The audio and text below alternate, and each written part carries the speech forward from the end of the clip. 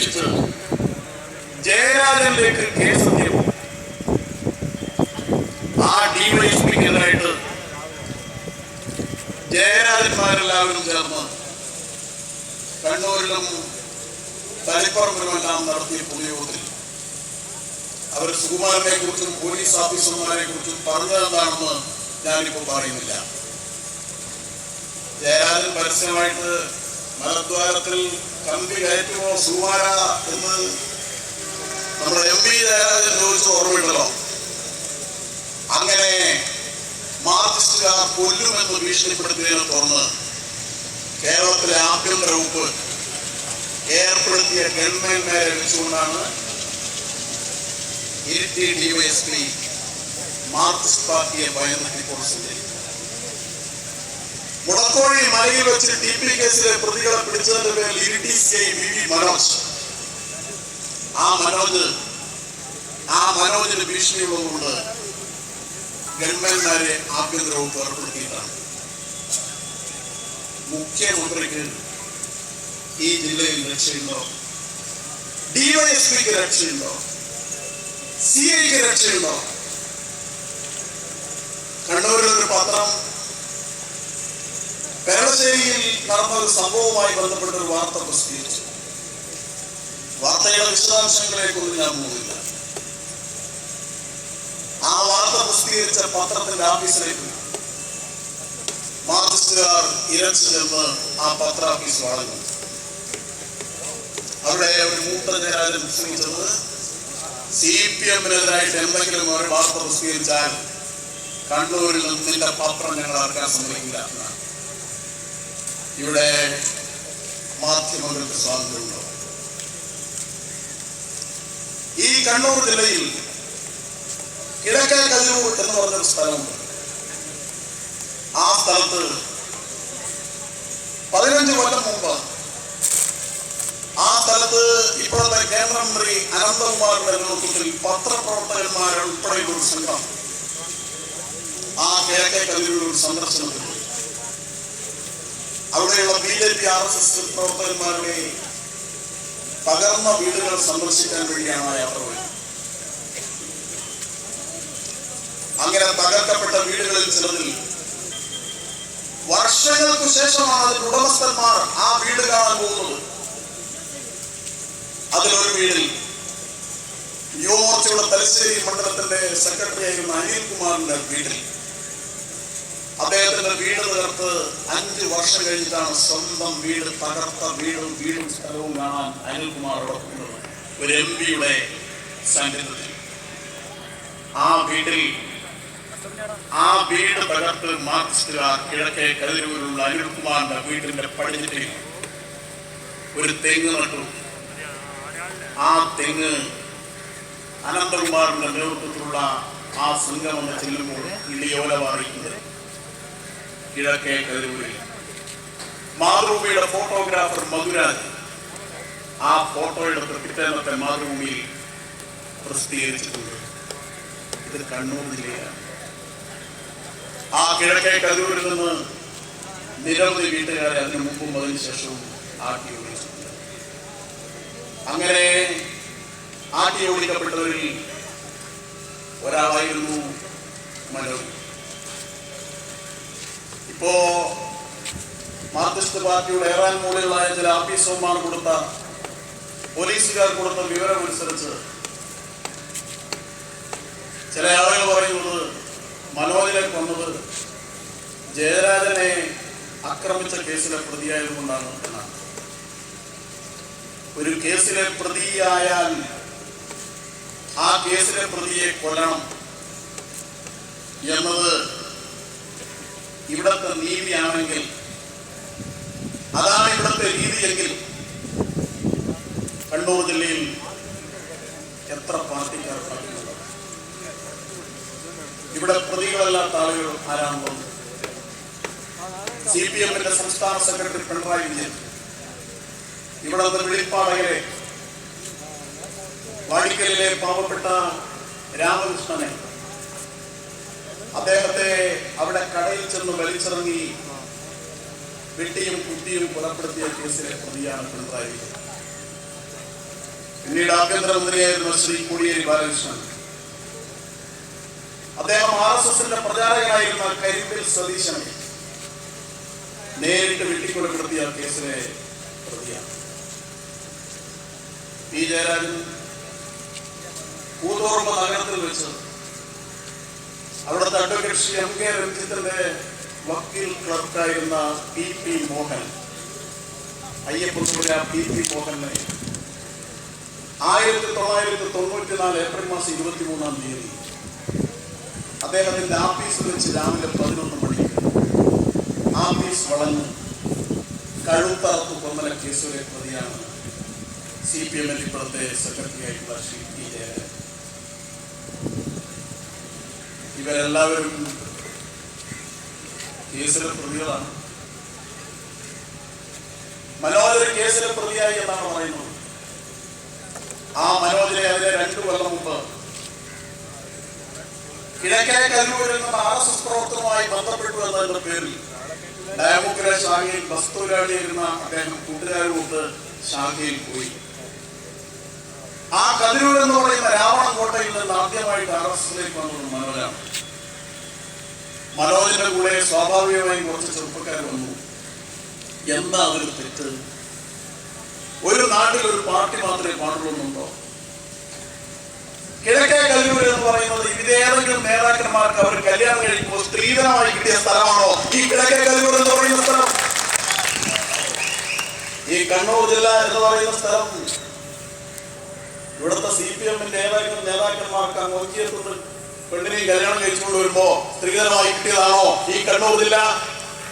ഈ കണ്ണൂർ ജില്ല എന്ന് പറയുന്നത് ഇന്ത്യയുടെ ഭാഗമല്ലേ, കേരളത്തിന്റെ ഭാഗമല്ലേ? ഒരു നാട്ടിൽ കുറച്ച് ആളുകൾ വേറൊരു പാർട്ടിയിൽ ചേർന്ന് പോയാൽ അവിടെ കൊല്ലണം എന്ന് എന്ത് നീതിയാ? അതാണ് ഞാൻ പറഞ്ഞത്. ഇഷ്ടപ്പെട്ട ഒരാളുടെ മനസ്സിലിറങ്ങിയ ഒരു രാഷ്ട്രീയ പ്രസ്ഥാനത്തിൽ വിശ്വസിക്കാനുള്ള സ്വാതന്ത്ര്യം, ആ സ്വാതന്ത്ര്യം ഇവിടെയില്ല. 97-ൽ മനോജ് എന്ന് RSSന്റെ മുഖ്യ ശിക്ഷകനാണ്. ആ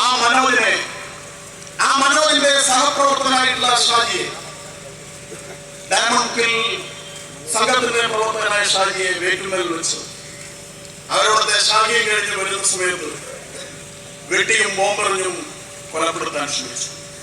ഷാജിയുടെ 2 കണ്ണുകൾ നഷ്ടപ്പെട്ടു.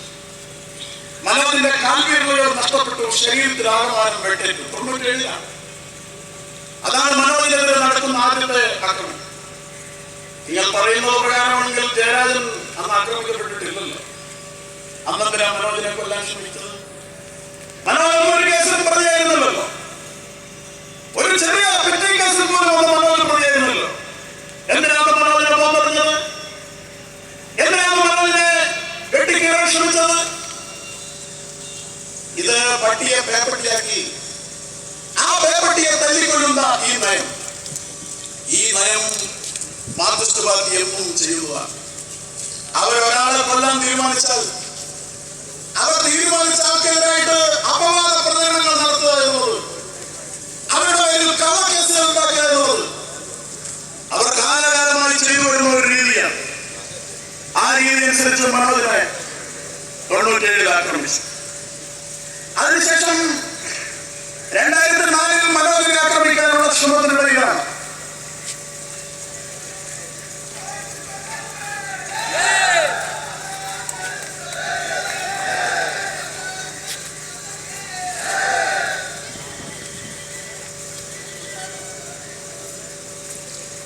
നമ്മുടെ പാർട്ടിയുടെ അഖിലേന്ത്യാ ജനറൽ സെക്രട്ടറി ശ്രീ രാമാധവ്ജി, പാർട്ടിയുടെ സംസ്ഥാന അധ്യക്ഷൻ ശ്രീ മുരളീധരൻ, ശ്രീ കൃഷ്ണദാസ് ജി മുതലായ നേതാക്കളെല്ലാം വേദിയിലെത്തിയിരുന്നു.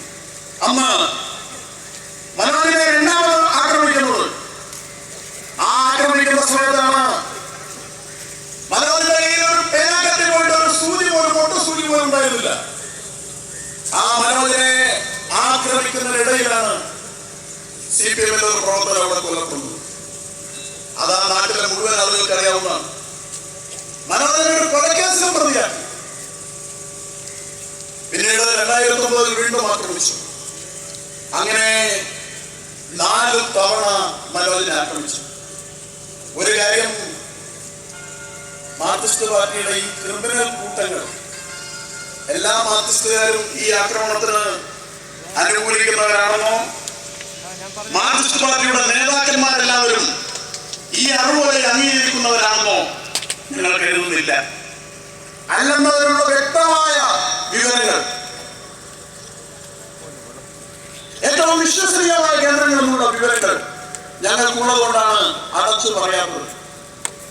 അങ്ങനെ മനോജിന് നേരെ നടന്ന ഈ 5ാമത്തെ ആക്രമണം, ആ ആക്രമണം പരിപൂർണമായ സമാധാനം നമ്മുടെ ഈ ജില്ലയിൽ നിലനിൽക്കുന്ന സമയത്ത് നടന്നതാണ്. എത്ര കൊല്ലമായി, 4 പതിറ്റാണ്ടായി ഈ ജില്ലയിൽ നിരവധി ആക്രമണങ്ങൾ നടക്കുന്നു, ബോംബുകൾ നടക്കുന്നു, കൊലപാതകം നടക്കുന്നു, കർഫ്യൂ നടക്കുന്നു. ഇവിടെ നിയമങ്ങൾ കാണാതെ നിയമങ്ങൾ വരുന്നു, ഹർത്താൽ ഉണ്ടാകുന്നു. ആളുകൾ ഭയത്തോടു കൂടിയല്ലാതെ സഞ്ചരിക്കാൻ സാധിക്കുന്നില്ല. അങ്ങനത്തെ സാഹചര്യം എത്ര കൊല്ലമായി നാട് സഹിക്കുന്നു. ഇതിനൊരു മാറ്റം ഉണ്ടാകണം. അങ്ങനെ മാറ്റം ഉണ്ടാകണം എന്ന ഉദ്ദേശത്തിന്റെ അടിസ്ഥാനത്തിൽ വളരെ ബോധപൂർവം തന്നെ ഞങ്ങൾ നടത്തിയ പ്രവർത്തനം അത് ജനങ്ങൾക്ക് വേണ്ടിയുള്ള പ്രവർത്തനമാണ്. ഈ നാട്ടിലെ സമാധാനാംശങ്ങൾക്ക് വേണ്ടിയാണ്. ഈ നാട്ടിലെ കണ്ണീർ തൂങ്ങുന്ന സഹോദരിമാർക്ക് വേണ്ടിയാണ്. ഇരുമ്പഴികളും പുറത്തു വരാൻ കഴിയുന്ന യുവത്വം, ആ യുവത്വം ഈ നാടിന് ക്രിയാത്മകമായി പ്രയോജനപ്പെടുത്തേണ്ട യുവത്വം ഇങ്ങനെ സംഹാരാത്മകമായ പ്രവർത്തനം നടത്തി നശിക്കേണ്ടതല്ല എന്ന ഫലപ്രദമായ കാഴ്ചപ്പാടിന്റെ അടിസ്ഥാനത്തിലുള്ള തിരിച്ചറിവിന്റെ അടിസ്ഥാനത്തിലുള്ള നിലപാട് തന്നെയാണ് സമാധാനപരമായ ആ കാഴ്ചപ്പാട് വെച്ചു പുലർത്തണം എന്ന നിലപാടിലേക്ക് ഞങ്ങൾ എത്തിയത്. നേരത്തെ ഇവിടെ സൂചിപ്പിച്ചതുപോലെ കഴിഞ്ഞ 3 കൊല്ലത്തിനിടയിൽ CPM ഏകപക്ഷീയമായി കൊന്നു തീർക്കുകയാണ്. നിങ്ങൾ പറയണം, എന്തിനാ പല ഭാഗത്തു നിന്ന് നമ്മുടെ ഒരു പ്രവർത്തന ഏകാഗ്രമായി കൊലപ്പെടുത്തി? മാഹിയെ 2 പേരെ ഒരുമിച്ചാണ് ബൈക്കിൽ പോകുമ്പോ വെട്ടി തുണ്ടമാക്കി കൊന്നത്. 3 പയ്യന്നൂരിൽ വെച്ച് ആ കരിവള്ളൂർ ഓരിയൽ ഭാഗത്ത് നിന്ന് ധാരാളം ആളുകൾ മാർക്സിസ്റ്റ് പാർട്ടി വിട്ട് BJP-യിൽ ചേർന്നു. പങ്കെടുക്കാൻ വേണ്ടി അവിടുന്ന് ഒരു വാഹനം ബുക്ക് ചെയ്തു. ആ വാഹനം പുറപ്പെടാൻ വണ്ടിയിൽ കയറാൻ നോക്കുമ്പോ CPM വന്നിട്ട് പറഞ്ഞ ആദ്യം എന്താണ്, ഈ പാർട്ടിക്കാണ് ഇവിടുന്ന് BJP-യുടെ പരിപാടിക്കാർ പോകാൻ പാടില്ല, പാർട്ടി തീരുമാനിച്ചിട്ടുണ്ട്. അവർ വന്ന് വണ്ടി അടിച്ചു പൊളിച്ചു. അവർ പയ്യന്നൂർ ബന്ധപ്പെട്ടു. പയ്യന്നൂർ നമ്മുടെ പ്രവർത്തകന്മാർ 2 വണ്ടിയുമായി പോയിട്ട് ആ പുതിയ പ്രവർത്തകന്മാരെയും കൂട്ടി വരുമ്പോ അവിടുന്ന് ഫോൺ വിളിച്ച് പയ്യന്നൂരിൽ വണ്ടി നടന്ന് ജയകൃഷ്ണൻ മാസ്റ്ററുടെ റാലിയിൽ പങ്കെടുക്കാൻ വരികയായിരുന്ന ആ പ്രവർത്തകന്മാരെ ആക്രമിച്ച് RSSന്റെ പയ്യന്നൂരിലെ ശാഖാക്കാരോ വിനോദ് കുമാറിനെ കൊലപ്പെടുത്തി. 4 5ാമതായി തലശ്ശേരിയിൽ ഈ സ്റ്റാൻഡിൽ ടൂറിസ്റ്റ് ടാക്സി ഡ്രൈവറായിട്ടുള്ള പ്രകാശ് ബാബു, ആ പ്രകാശ് ബാബുവിനെ സ്വന്തം നാട്ടിൽ വെച്ച് വീട്ടിലേക്ക് നടന്നു പോകുമ്പോ സ്വകാര്യം പറയാനെന്ന് പറഞ്ഞ് വിളിച്ചിട്ട് അക്രമിക്കൂട്ടങ്ങൾ മൃഗീയമായി കൊന്നൊടുക്കി. 5 ഇതിനൊന്നും അവർ പ്രചരിപ്പിച്ചത് RSS തോറ്റുപോയി. ആളുകളെ നിരപരാധികളെ പച്ചക്ക് വന്നിട്ട് മേരി നടിക്കുന്ന, എണ്ണം കൂട്ടിയും അഹങ്കരിക്കുന്ന ഈ നൃശംസത, ഈ മൃഗീയത, ആ മൃഗീയതയിൽ അഭിരമിക്കുന്ന, ചോര കുടിച്ച് രസിക്കുന്ന പാർട്ടിയും പാർട്ടി നേതാക്കന്മാരും RSS തോറ്റുപോയി. RSSന്റെ പഴയ വീര്യമൊന്നുമില്ല എന്നെല്ലാം മേനി നടിക്കുമ്പോഴും ഈ നാട്ടിൽ സമാധാനം നിലനിർത്തണം എന്നേ ഞങ്ങൾ കരുതിയിട്ടുള്ളൂ. പിന്നീടാണ് 3-4 ദിവസം കഴിയുമ്പോ, ആ കൊലപാതകം കഴിഞ്ഞ് 3-4 ദിവസം കഴിയുമ്പോ മനോജിന്റെ സംഭവം ഉണ്ടാവുന്നത്. മനോജിനെ പുറപ്പെടുത്തിയിരിക്കുന്നത് ഒരു കാര്യം മാത്രമാണ് നിങ്ങളോട് പറയാനുള്ളത്. നിങ്ങൾ എത്ര പേരെ കൊല്ലും? ഈ കഴിഞ്ഞ തെരഞ്ഞെടുപ്പിൽ 1,05,000 ആളുകൾ ജയിക്കുമെന്ന് ഉറപ്പുള്ള താമര ചിഹ്നത്തിൽ വോട്ട് ചെയ്ത ജില്ലയാണ് കണ്ണൂർ ജില്ല. ആ കണ്ണൂർ ജില്ലയിൽ നിങ്ങൾ 1,05,000 പേരെയും കൊല്ലാൻ തീരുമാനിച്ചിട്ടുണ്ടോ? 1,05,000 പേരെ കൊന്നാൽ നിങ്ങൾക്ക് ധൈര്യമായി നിങ്ങൾ ഉദ്ദേശിക്കുന്ന സാമ്രാജ്യം ഇവിടെ കെട്ടിപ്പടുക്കാമെന്നാണ് കരുതുന്നത്. നിങ്ങൾ കൊല്ലുന്നെങ്കിൽ കൊന്നു തീർക്കുമെങ്കിൽ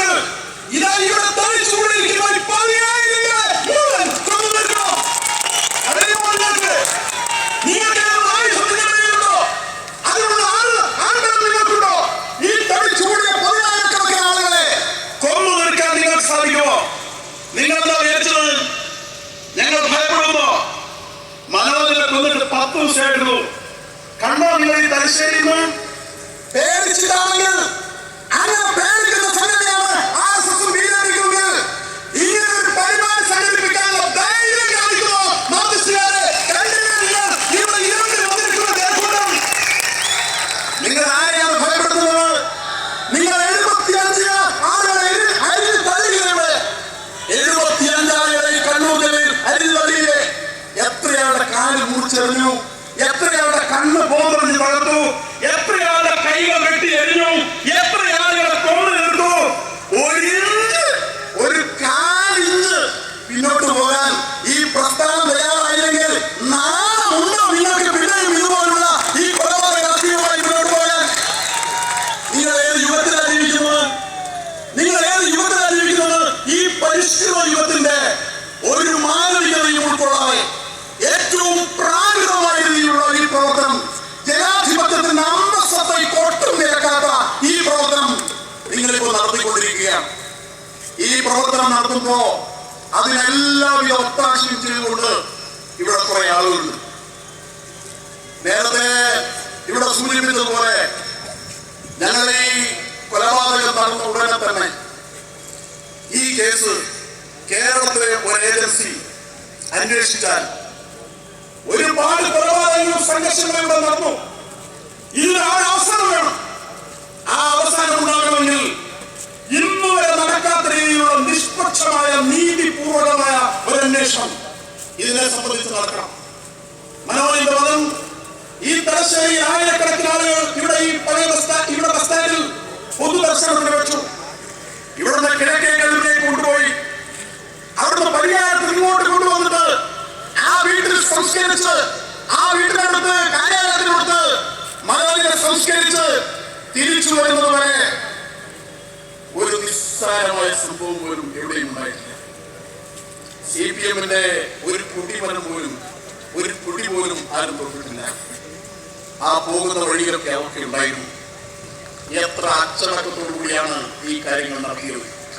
നമ്മുടെ നാട്ടിലെ ഭരണകൂടങ്ങൾ, നമ്മുടെ നാട്ടിലെ പോലീസ് സംവിധാനം, നമ്മുടെ നാട്ടിലെ നീതിന്യായ സംവിധാനം, ആ സംവിധാനം ഈ അച്ചടക്കത്തെയും ഈ അനുസരണയെയും ഈ നിയമ സംവിധാനങ്ങളെ കീഴ്പ്പെടുന്നതിനെയും മാനിക്കുന്നുവെങ്കിൽ ഞങ്ങളുടെ അഭ്യർത്ഥന, ഈ നാട്ടിലെ ബഹുജന മനസ്സാക്ഷിയുടെ അഭ്യർത്ഥന, ഈ നാട്ടിൽ നീതി നടപ്പാക്കണം, സ്വാതന്ത്ര്യം നടപ്പാക്കണം എന്ന് ആഗ്രഹിക്കുന്നവരുടെ അഭ്യർത്ഥന, ഈ കേസിൽ നിഷ്പക്ഷമായ അന്വേഷണം നടക്കണം.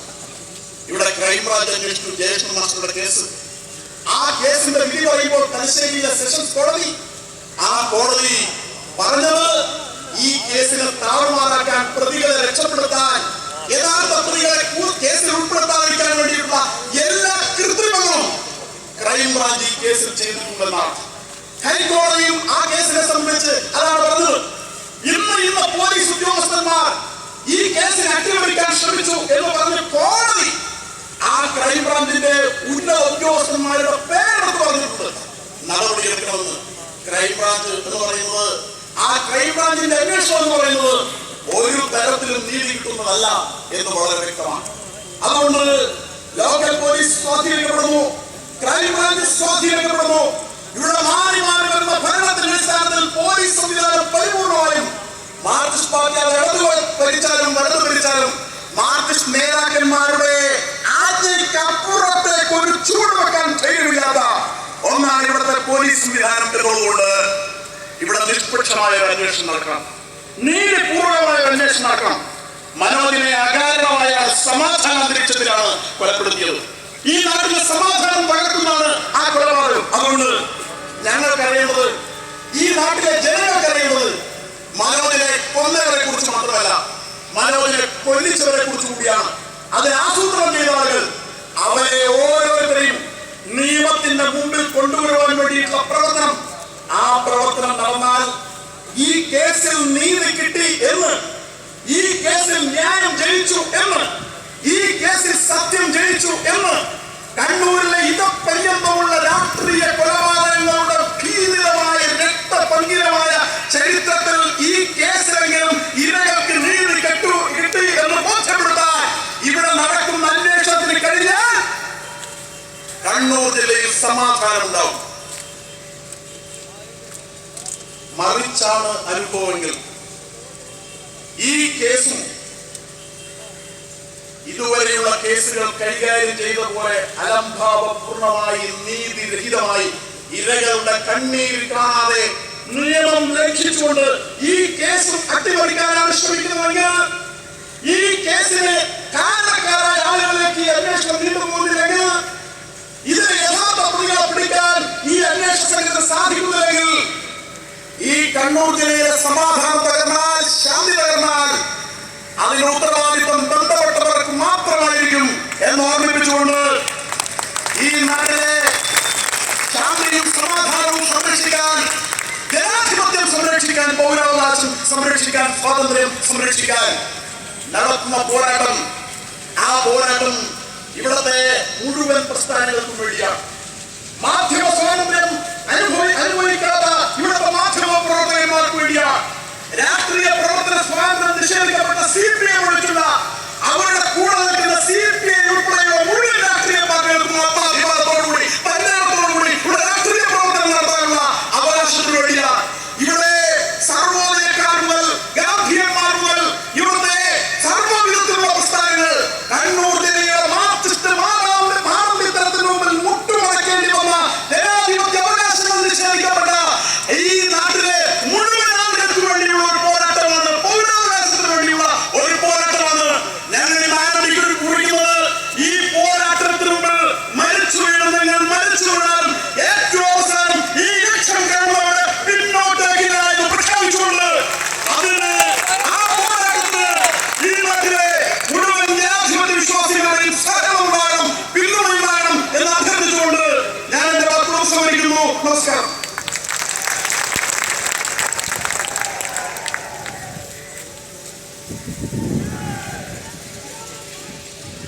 അടുത്തതായി ഈ ജനശക്തി സംഗമത്തെ അഭിസംബോധനയിൽ സംസാരിക്കുന്നതിന് വേണ്ടി ഭാരതീയ ജനതാ പാർട്ടിയുടെ സംസ്ഥാന അധ്യക്ഷൻ ആദരണീയനായ വി മുരളീധരൻ അവരുടെ ക്ഷണിക്കുകയാണ്.